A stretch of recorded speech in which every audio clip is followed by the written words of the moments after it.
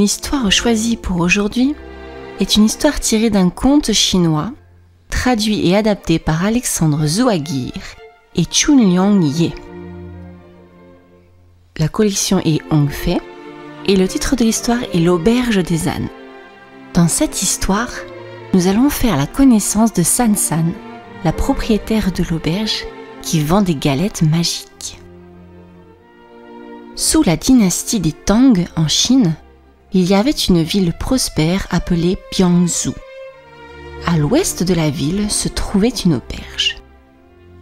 L'établissement était tenu par une femme répondant au nom de San San. À 30 ans passés, San San vivait sans enfant ni parents. Personne ne savait d'où elle venait. Bien que seule, elle avait réussi à acquérir plusieurs maisons en vendant des galettes et de la bouillie de riz. Aussi surprenant que cela paraisse, ce commerce lui rapportait assez d'argent. San San avait même pu s'acheter plusieurs ânes. L'auberge de San San donnait sur la route qui menait à la capitale de la Chine. Parmi les nombreux voyageurs qui passaient par là, il arrivait que certains ne puissent atteindre leur destination avant la nuit tombée. À cela, l'hôtesse généreuse faisait toujours un prix pour les loger. Tout le monde s'accordait à dire que San San était faite pour ce métier. On venait d'ailleurs de partout trouver le gîte et le couvert chez elle. C'est ainsi qu'un voyageur du nom de Zhao fit halte à l'auberge au cours de son voyage d'affaires vers la capitale. Ce jour-là, San San recevait déjà une demi-douzaine de pensionnaires. Comme d'habitude, l'aubergiste se montra chaleureuse envers ses hôtes et leur proposa de goûter à son vin. Zhao ne buvait pas et se garda tout autant de participer au bavardage. Après le dîner, vint l'heure de se coucher. San San invita ses clients à s'installer sur les nattes de la grande chambre de l'auberge. Zhao, arrivé le dernier, se vit attribuer une couche tout au fond de la chambre, placée contre une cloison donnant sur les appartements de San San. Pendant que ses pensionnaires s'endormaient après avoir bien bu, San San se retira dans ses appartements, ferma à clé la porte de sa chambre et éteignit ses bougies. Bientôt, tous dormaient d'un profond sommeil. Seul Zhao se tournait et se retournait sur sa couche sans pouvoir fermer l'œil. Au bout d'un moment, il entendit de drôles de bruits provenant de la pièce d'à côté. On aurait dit que quelqu'un déplaçait des meubles. Discrètement, il regarda par une fissure de la cloison. C'est alors que San San ralluma ses bougies, puis sortit d'une malle 3 statuettes de bois, l'une d'une charrue, une autre d'un homme et la troisième d'un buffle. Elles mesuraient environ 6 ou 7 pouces, pas davantage. Zhao reconnut tout à coup un attirail à invoquer les démons. San San disposa les objets magiques devant son fourneau et les aspergea d'eau. Aussitôt, l'homme et le buffle se mirent à bouger. Le petit homme de bois saisit les rênes du buffle qui, tractant la charrue, commença à labourer le sol au pied du lit de San San. Dans un sens, puis dans l'autre, sans répit. De son côté, San San tira de sa malle un sac de graines de sarrasin qu'elle confia au petit homme de bois qui les sema dans le champ. En un instant, les semences se mirent à germer, puis à pousser et enfin à fleurir. Quand les fleurs donnèrent des graines, San San ordonna au petit homme de bois de les récolter et de les décortiquer. Il y en avait bien 6 ou 7 litres. Après quoi, le petit homme s'empara d'une pierre dont il se servit pour broyer le sarrasin afin d'en faire de la farine. Une fois le travail terminé, Sansan replaça le petit homme, le buffle et la charrue dans la malle. De la farine obtenue, elle cuisina plusieurs galettes.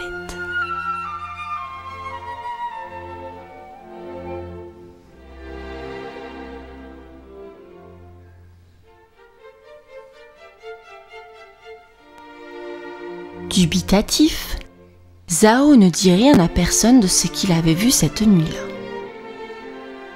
Il se contenta d'admirer en secret l'adresse avec laquelle Sansan avait réussi ce tour de magie. Au lever du jour, le chant du coq réveilla les voyageurs. Sansan leur servit les galettes qu'elle avait préparées. Peu rassuré par le manège qu'il avait découvert, Zhao ne toucha pas à son assiette et s'éclipsa. Sans faire de bruit, il observa le petit déjeuner des voyageurs depuis la fenêtre de l'auberge. Les 6 hommes étaient assis autour d'une table. Les galettes à peine entamées, ils tombèrent à la renverse et se mirent à braire. Puis, en moins de temps qu'il en fallut pour le dire, ils se changèrent en ânes.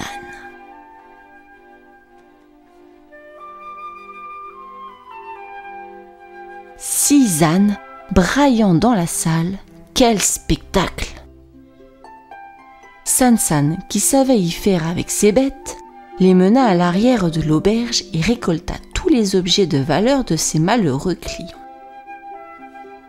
Derrière la fenêtre, Zhao vit avec horreur à quoi il avait échappé. Que faire? Qui appeler à l'aide? Comment raconter tout ce qu'il avait vu depuis la nuit? Les gens le prendraient pour un fou.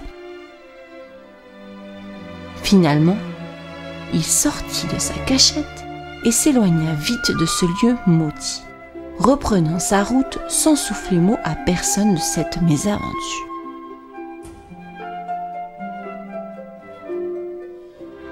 Alors, avant d'atteindre l'auberge, il cuisina quelques galettes, semblables en tout point à celles de Sansan. Sans pensionnaire ce jour-là, Sansan sembla ravie de voir Zhao revenir passer une nuit chez elle. Elle se montra particulièrement serviable avec son hôte et, avant de se coucher, lui demanda encore « Avez-vous besoin d'autre chose ?» Zhao dit alors « Je reprends la route de bonne heure demain matin. Pourriez-vous me préparer à manger ?» Sansan répondit. Après 1 mois dans la capitale, Zhao prit le chemin du retour et passa non loin de l'auberge de Sansan. Encore marqué par le souvenir épouvantable de la magie dont il avait été témoin, Zhao hésita un moment avant d'approcher de ce lieu sinistre, mais il voulait en savoir plus. Alors, avant d'attendre l'auberge,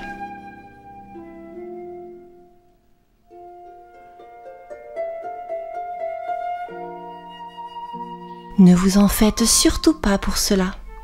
Dormez bien.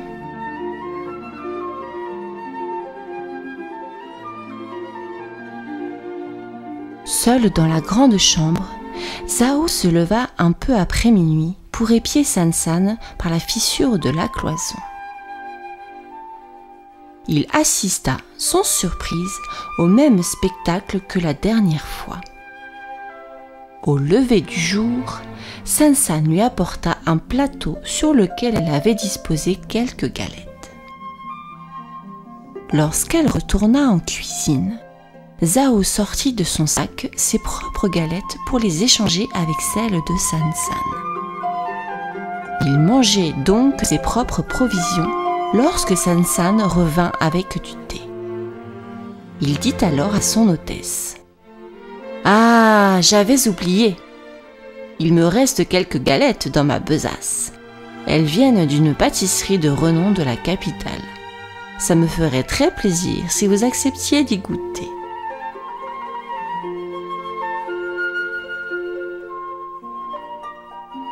Zhao sortit alors une galette de son sac et la tendit à San-san, qui était loin de se douter du mauvais tour qui se jouait. Sa première bouchée à peine avalée, San-san était déjà à quatre pattes et s'était mise à braire comme une bourrique. Bientôt, elle eut l'apparence d'une ânesse bien portante. Éberlué par le spectacle, Zhao garda toutefois son calme.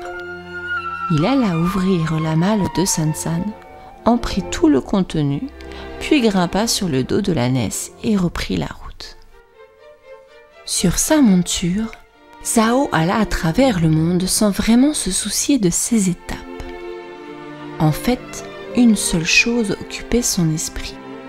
Il sortait souvent le petit homme de bois, la statuette de buffle et la petite charrue pour essayer de reproduire le tour de San-san, mais sans jamais y parvenir.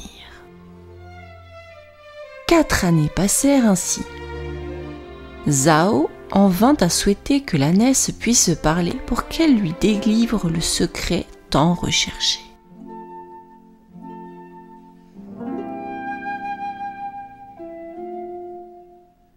Un jour, porté par son ânesse, Zhao se retrouva devant un temple abandonné. C'était comme si l'animal avait suivi un chemin qu'il connaissait bien. Le vieux gardien du temple, en les apercevant, fut pris d'un grand éclat de rire et s'exclama. « Eh bien, San-san, qu'as-tu donc fait pour te retrouver dans cet état ?» Caressant la bête, il salua Zhao et lui dit « C'est vrai, elle a souvent été mauvaise, mais l'avoir ainsi traitée me fend le cœur. Il faut à présent la libérer. » Sans plus de cérémonie, le vieil homme empoigna le museau de la bête de ses 2 mains, l'une dessus, l'autre dessous, et lui ouvrit de force la mâchoire. Alors, San-san bondit tout d'un coup hors du corps de l'animal et retrouva aussitôt sa forme humaine. Elle s'agenouilla en signe de remerciement devant le vieil homme. Puis, sans un regard pour Zhao, elle s'en alla.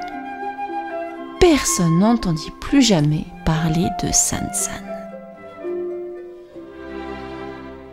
Fin de l'histoire. À bientôt.